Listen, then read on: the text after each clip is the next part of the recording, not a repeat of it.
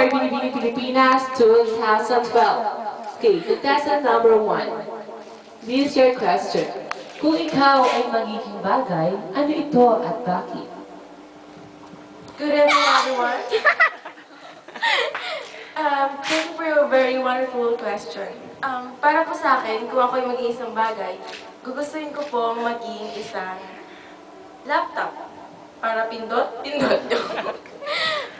Gustuhin ko po maging isang internet para po makatulong ako sa kabataan, sa government at sa buong mundo. Thank you. Okay, nice answer. Okay, contestant number 2. Madal na kagad. Hindi ako. Ayun na. Maridel, Yolanda? Pwede ka ba namin Mahirap tanungin? ang plano nyo. Hindi pwede. Bakasyon lang. The winner for the winner for Binibini Pilipinas 2012. Contestant number. 1, 2, 3. Contestant number. Nagkakamera. Ito yung natawagin ko yung talo Contestant number 4. Maridel, Yolanda. And ang nanalo ay contestant number 1.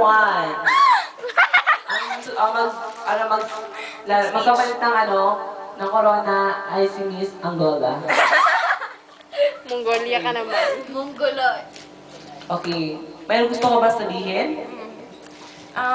Thank you for... Para po sa lahat ng fans ko, thank you so much! Kung hindi dahil sa inyo, hindi ko mararating to. Ikaw naman. Ayoko, naiya, ayoko. Naiya ako, ayoko. Good morning po. Ito po tayo ngayon sa Binibini Pilipinas 1999. Para po, hindi agad. Para po sa ating contestant number 1, from Matandang Sabang National High School, Mongolia. Mr. Jonathan Malapote! Wala pa. Mister, bakit mister? Okay, tatanungin ka na po namin. Mr. Malapote, kung ikaw ay aking tatanungin, ano ang iyong isasagot? Oo. Oo. Okay, thank you for a very wonderful answer. Move na po tayo sa next contestant, Miss, ayan, Sagad from school. Sinagtala National High School, Walang sarili Maridel Holanda. Okay, Miss Maridel, kung ikaw po ay aking tatanungin, kung ikaw ay ipagluluto mo ng pagkain si Piolo Pascual, ano ito at bakit?